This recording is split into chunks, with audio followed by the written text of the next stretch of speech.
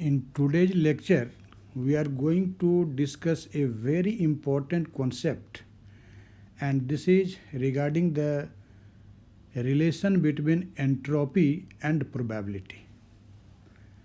Actually, entropy is a thermodynamical extensive property of a system. On the other hand, the probability is a property of a statistical system, or you can say that probability is a statistical quantity and entropy is a thermodynamical quantity. In fact, in thermodynamics, the concept of entropy is not complete.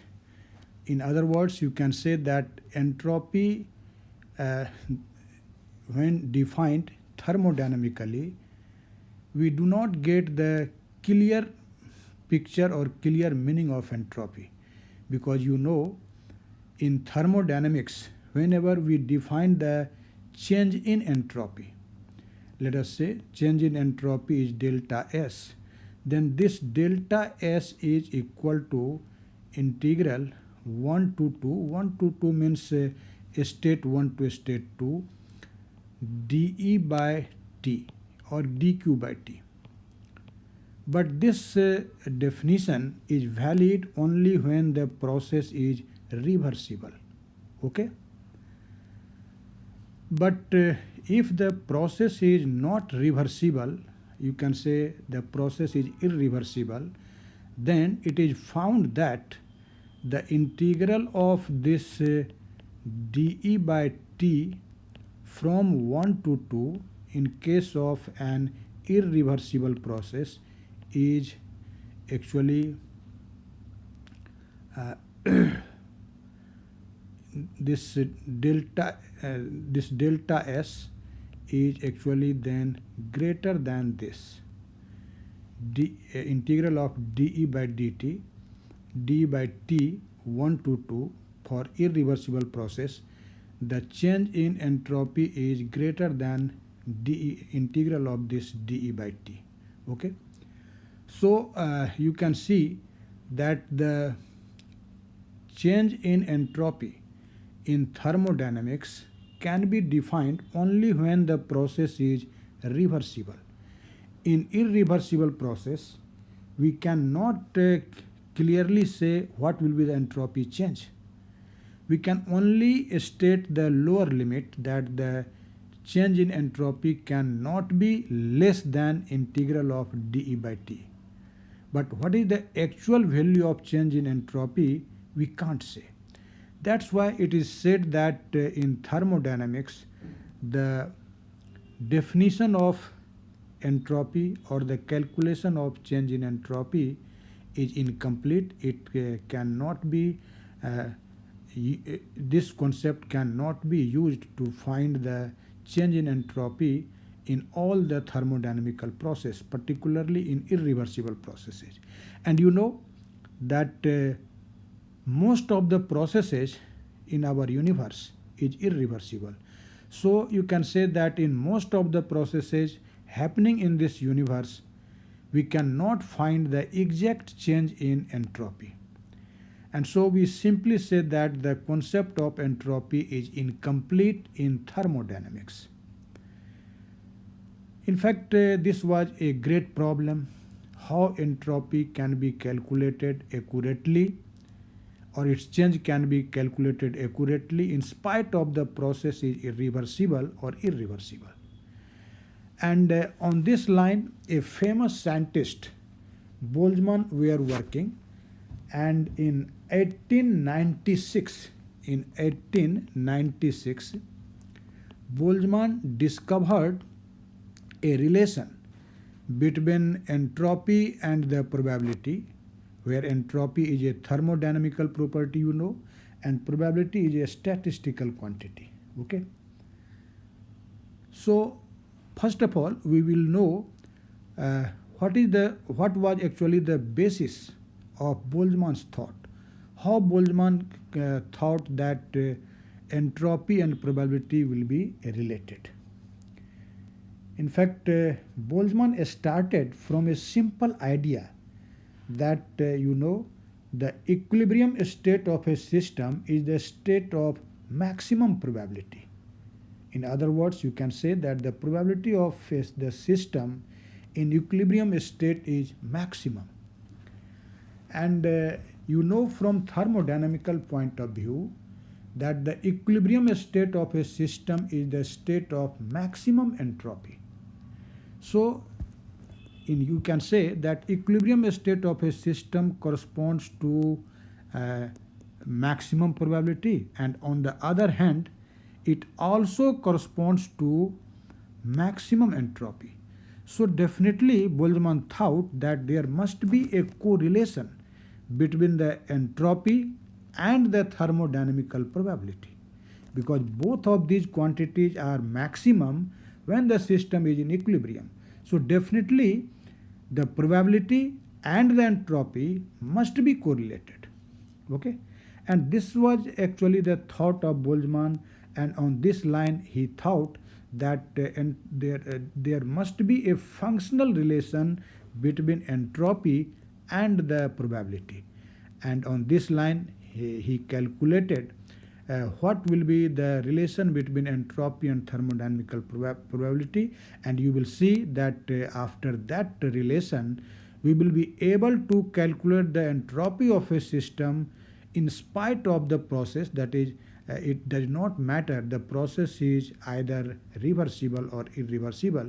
In all processes that relation will hold, and we can exactly calculate the entropy and entropy change.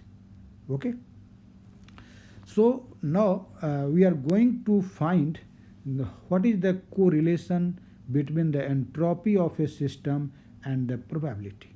Okay, actually I will derive this relation by two methods.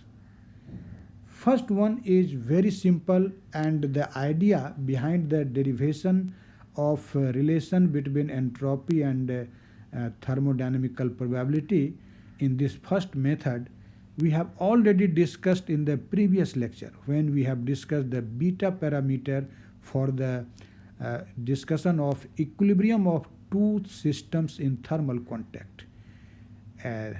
What was the condition for the equilibrium you have already discussed in the previous lecture, and that result will be used here to correlate the entropy and the probability. As you know from thermodynamics that this change in entropy is given by del E by T. This is actually the thermodynamical definition. Okay, actually here this del E represents the energy given to the system at temperature T, and del S is the change in entropy. Okay, so from this relation you can say that 1 over T is equal to del S by del E. So this is the thermodynamical concept from for the entropy change, and from thermodynamics you can easily write that 1 over T is equal to del S by del E. Okay, now what we have learnt in the previous lecture, you have seen that in statistical mechanics when you write 1 over T, this 1 over T is equal to K times beta, because we have seen in the previous lecture that this beta parameter is equal to 1 over Kt, where Kt has actually the dimension of energy, and this beta parameter has a dimension reciprocal of the energy. So in the previous lecture you have seen that this 1 over T is equal to K beta, and what was the expression for beta? This expression which I have written here, that beta is equal to del E ln W, where W is the thermodynamical probability. You have learnt this relation in the previous lecture. So you can write 1 over T equal to K times beta, and that will be equal to K times del E ln W. Okay, so now According to statistical mechanics, the reciprocal of temperature T, that is 1 over T, is equal to K times del E ln W, while according to thermodynamics, you have seen that this 1 over T is equal to del S by del E. So when you will compare these two equations, the RHS of these two equations must be equal. So you can write that this del S by del E is simply equal to K times del ln W by del E. Okay. So you can actually cancel this del E in both sides, and when you will integrate, this integral of ds will be equal to K integral of differential of ln W. Differential of ln W. And you know that integral of this ds will be S, and integral of differential of ln W, this will be simply equal to ln W. Okay.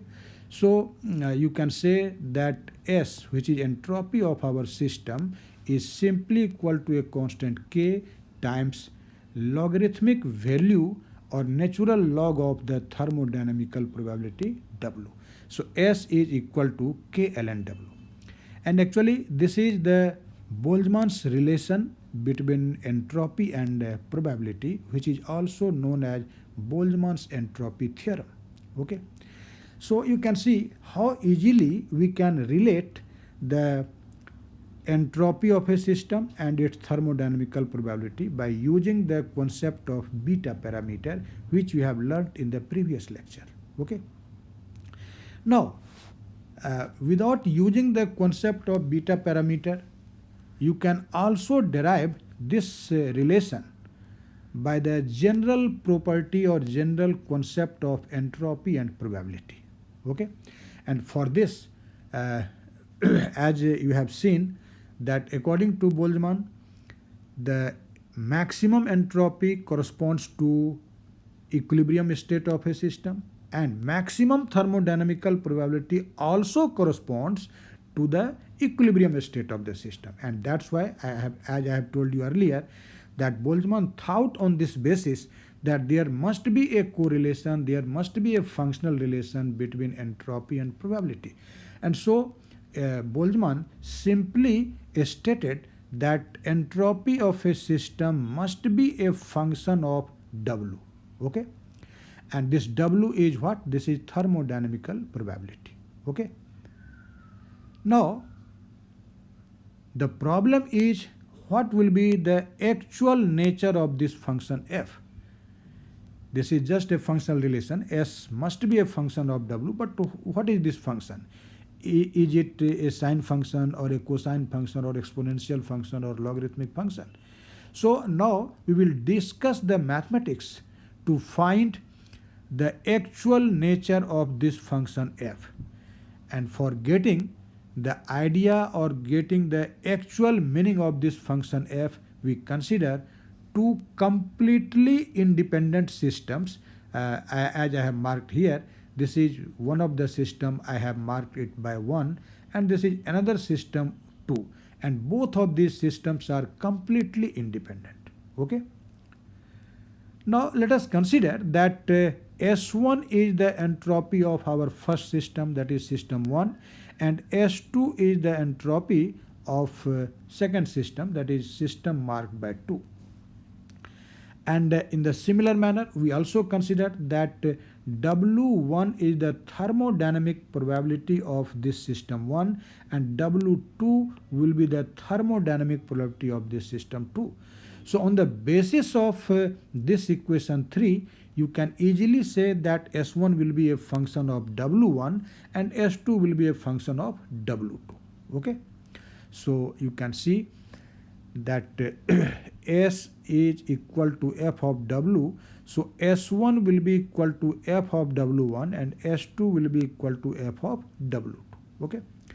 Now, as you know that entropy is an extensive property of a system, and any extensive property is in fact additive in nature.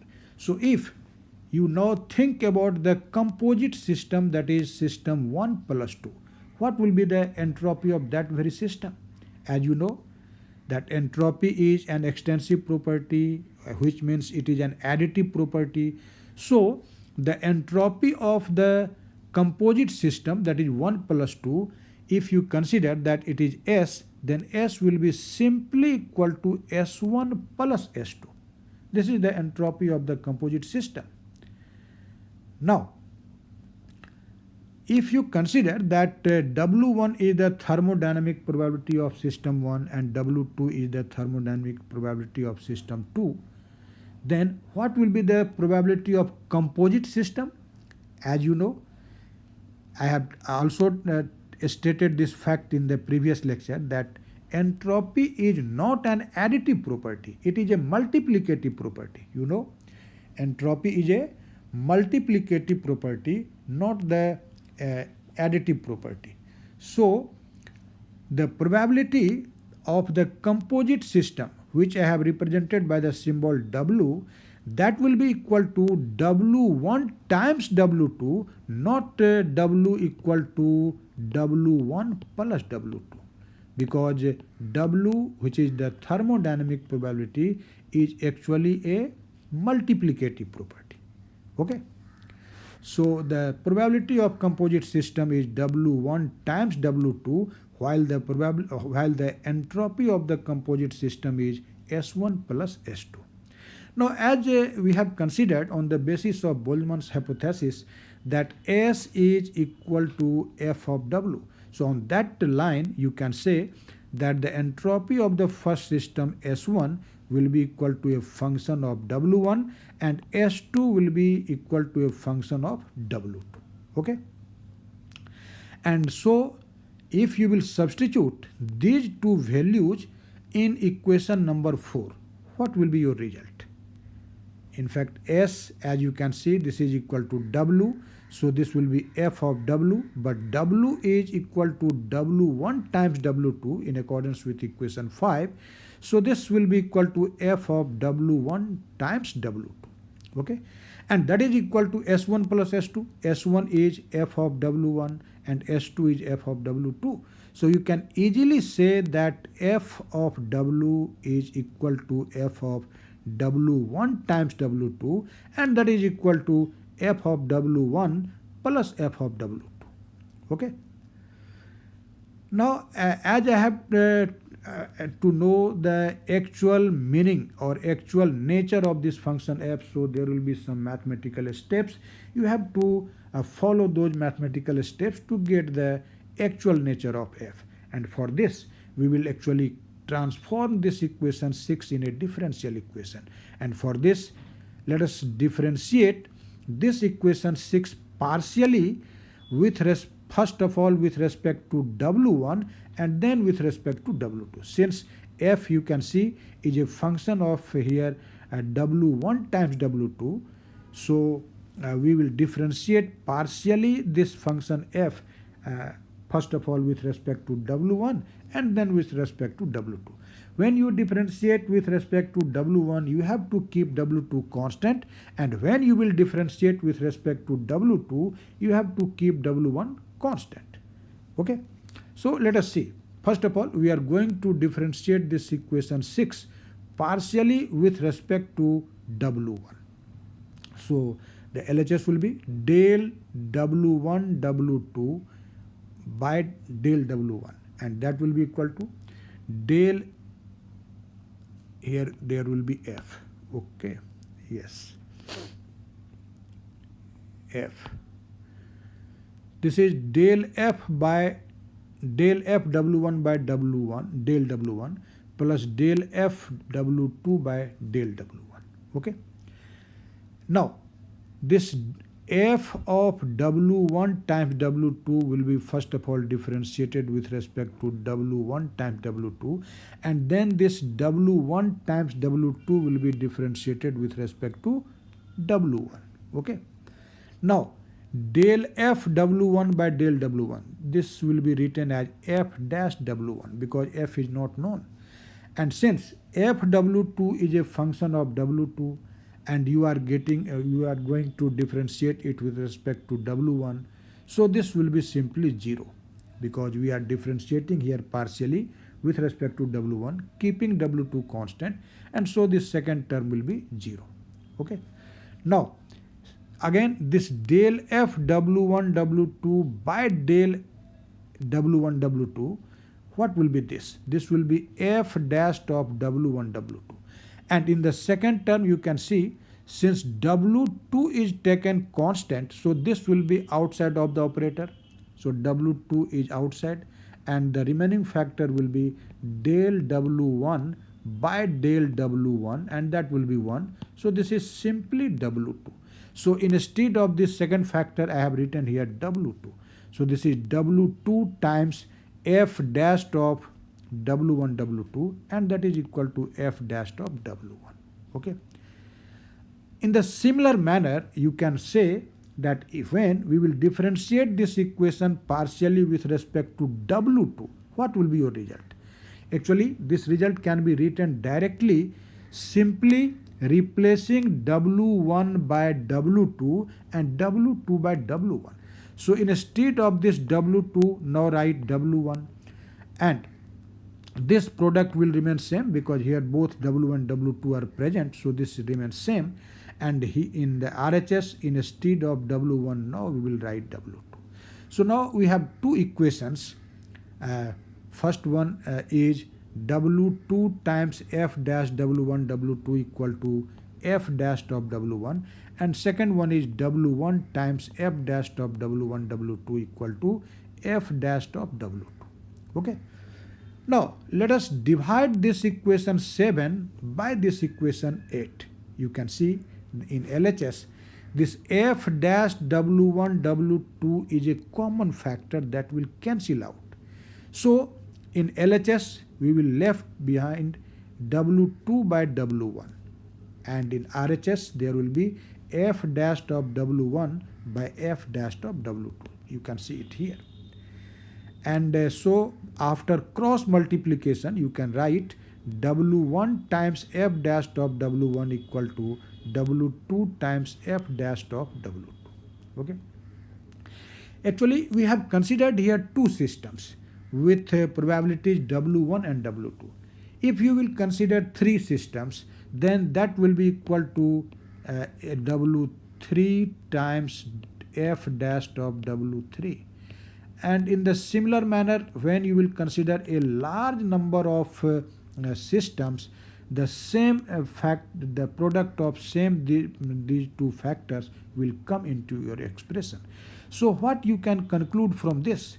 You can easily say that it means the product of the thermodynamic probability W and this derivative F dash of W must be equal to a constant. Okay, must be a constant.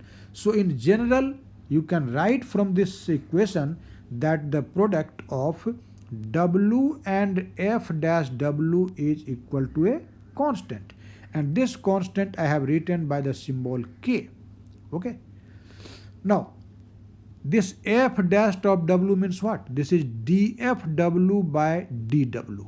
Okay, and this W has been taken in RHS, so this is dFW by dW equal to K over W. So now to get the value of F of W, let us integrate it. So integral of dF of W equal to K integral of dW by W. Now integral of dF of W will be simply equal to F of W, and integral of dW by W, you know this is ln W, so this is K ln W plus C. Here actually this C is integration constant, as you know. But you have seen that this function F of W is simply equal to entropy S. So S is equal to what? This S is equal to K ln W plus C. But this constant C is not known. So now our task is to evaluate the actual value of this constant C. Actually this constant C, you will see that it will be, when evaluated, its value will be 0. But how you can say that the value of this integration constant will be 0? Let us see. Actually, this constant C is evaluated by the use of the third law of thermodynamics, And you know that third law of thermodynamics is also called Nernst heat theorem. So using the Nernst heat theorem or the third law of thermodynamics, you can easily find what will be the actual value of this integration constant C. I hope you have an idea of the third law of thermodynamics. As you know, according to third law of thermodynamics or according to Nernst heat theorem, you know, the entropy of a thermodynamical system tends to zero as its temperature tends to absolute zero. Absolute zero means 0 Kelvin. So you can say that according to third law of thermodynamics, S, that is entropy, tends to 0 when its temperature T tends to 0 K, which means which means absolute zero temperature. Okay. Actually, this temperature approaching to absolute zero are generally attained by the process of adiabatic demagnetization. When experimentally anybody try to find the absolute zero temperature, the experiment done is called adiabatic demagnetization. When you study the low temperature physics, then you will find this concept of adiabatic demagnetization. By this process, we can achieve the value of absolute zero. And actually, this process of adiabatic demagnetization requires to the subject of paramagnetic salts to a high magnetic field, so that the spins of the electrons align themselves parallel to the applied magnetic field. So you can say that when the paramagnetic salt are subjected to an external magnetic field, let us say this is your external magnetic field, and in it you place the paramagnetic substance salt, then the spin of the electron gets parallel. All the spins of the electron get parallel to one another. It means the electrons are highly ordered, okay? And at absolute zero, all the electron spins are aligned parallel to the direction of field, as I have shown in this figure. And since at absolute zero, you know, there is no thermal energy, no thermal motion to disturb this alignment of electron. So this electrons alignment will remain always always along the direction of magnetic field. And so you can say that at absolute zero, there is only one configuration where all the electron spins are oriented in a particular direction. Okay? And if all the spins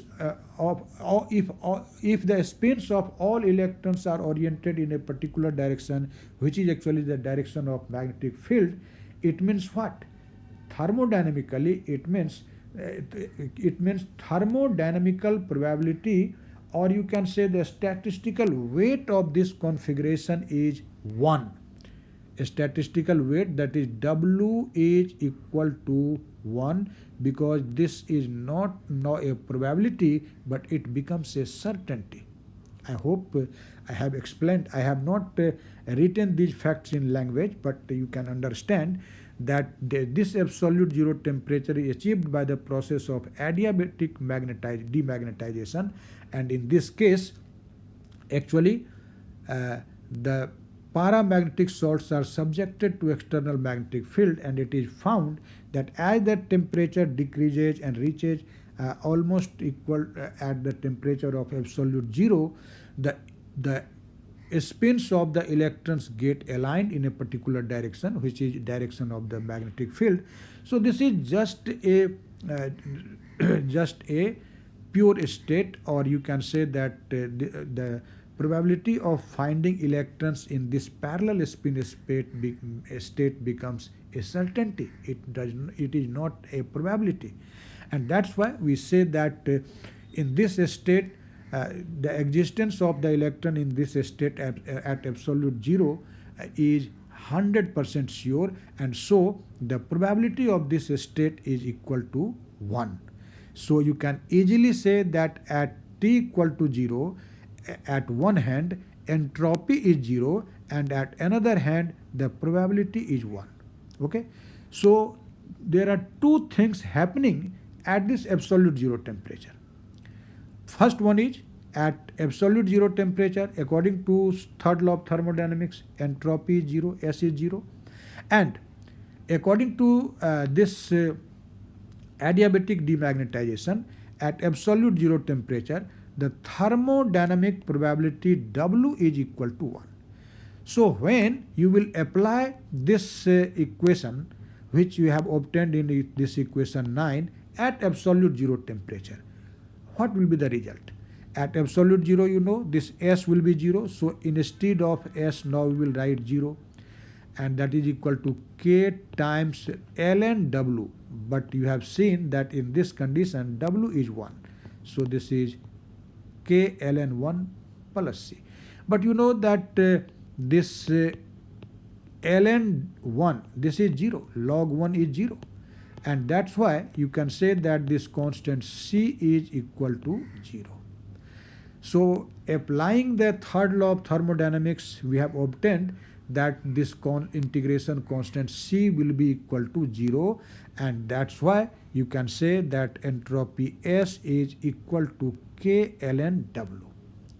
This is actually the famous relation of Boltzmann between the entropy and the thermodynamical probability W. And so this is just a defining equation of entropy in case of statistical physics, and you can say that from this relation we can find the entropy of a system at any time. And if you now want to find the change in entropy, let us say there are two states of our system. In second state entropy is S2, in first state it is S1, then this will be equal to what? This will be K ln W2 minus K ln W1, and that will be equal to K ln W2 by W1. And from this relation you can easily find what will be the change in entropy irrespective of the process. That is, the process is either reversible or irreversible. You can always use this relation to find the change in entropy. But you have seen earlier that in thermodynamics we cannot find the exact value of change in entropy in case of irreversible processes. So I have told you earlier that the definition of entropy in thermodynamics or concept of entropy in thermodynamics is incomplete. But this statistical concept provided by Boltzmann in 1896 regarding the entropy is a complete concept, is a complete definition of entropy. Okay.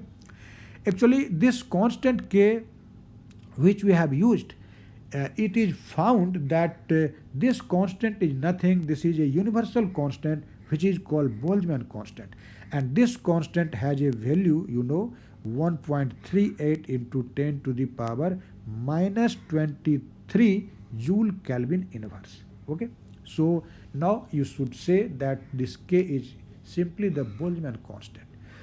Actually, this relation is very important for the further study of statistical mechanics. When you will study the classical statistics or the quantum statistics, the different distribution laws, you will always find this relation there. Okay, so watch this video seriously. I hope when you will watch this video seriously, the concept is very easy, very interesting, and definitely you will understand 100%. Okay, so thank you very much.